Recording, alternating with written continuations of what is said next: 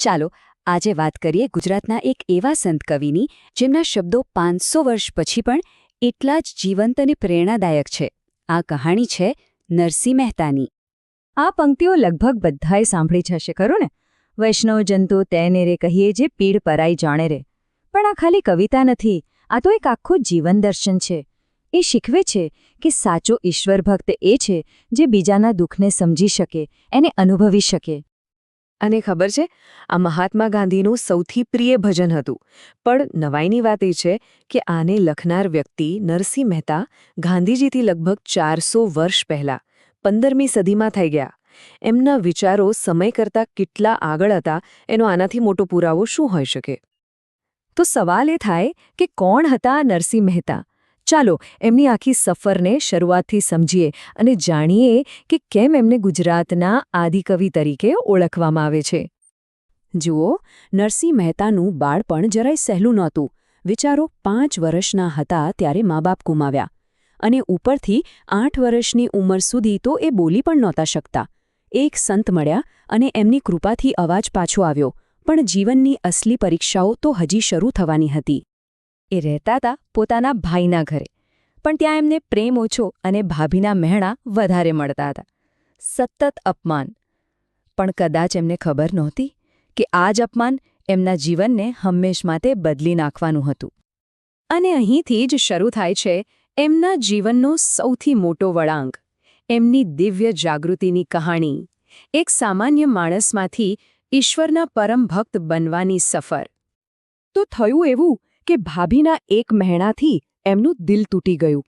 એ સીધા ઘર છોડીને નજીકના જંગલમાં ચાલ્યા ગયા. ત્યાં એક શિવલિંગ પાસે બેસીને 7 દિવસ સુધી ભૂખ્યા તરસ્યા તપ કર્યું. અને કહેવાય છે કે ભગવાન શિવ પોતે પ્રગટ થયા અને એમને ભગવાન કૃષ્ણની રાસલીલાના સાક્ષાત દર્શન કરાવ્યા. બસ એ એક પળ અને નરસિંહનું જીવન આખું બદલાઈ ગયું. એ દિવ્ય અનુભવ પછી એમણે એક સંકલ્પ લીધો. કેવો સંકલ્પ? 22,000, જી હા, 22,000 કીર્તનો રચવાનો. આ આંકડો જ બતાવે છે કે એમની ભક્તિ કેટલી ઊંડી હશે. અને સૌથી રસપ્રદ વાત તો હવે આવે છે. જ્યારે એ ઘરે પાછા ફર્યા ત્યારે ગુસ્સો નહોતો. એમણે તો સીધા જ જઈને પોતાની ભાભીના પગ પકડી લીધા અને કહ્યું, આજે તમારા લીધે જ મને મારા ભગવાન મળ્યા. આનાથી મોટો બદલાવ શું હોઈ શકે? પણ ઈશ્વરનો સાથ મળ્યા પછી દુનિયાની કસોટીઓ શરૂ થઈ. ચાલો જોઈએ એમના જીવનના એ પ્રસંગો જ્યાં એમની શ્રદ્ધાની પરીક્ષા થઈ અને ચમત્કારો પણ થયા. જો, નરસિંહ મહેતા માટે ભક્તિમાં કોઈ ઊંચ નીચ નહોતું.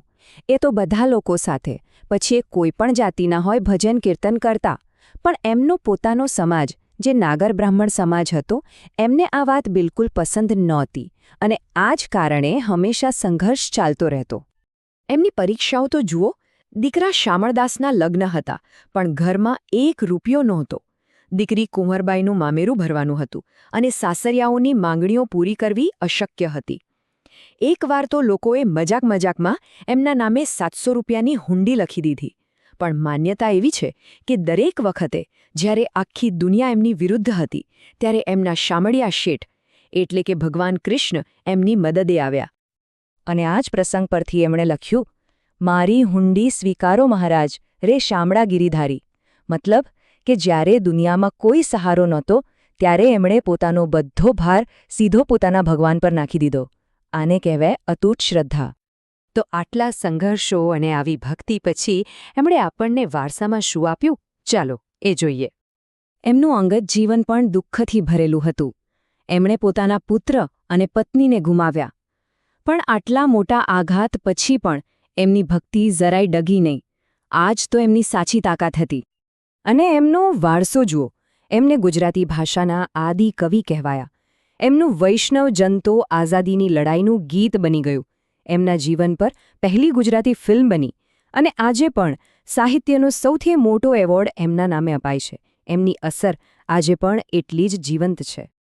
અને આ જ તો એમની મહાનતા છે. એમના પદો ખાલી મંદિરો પૂરતા સીમિત નથી રહ્યા. આજે સ્કૂલોમાં, સાંસ્કૃતિક કાર્યક્રમોમાં બધે જ ગવાય છે. એમણે ભક્તિને સમાજના દરેક વર્ગ સુધી પહોંચાડી દીધી. તો અંતમાં નરસિંહ મહેતાની આખી જિંદગી આપણને એક સવાલ પૂછે છે.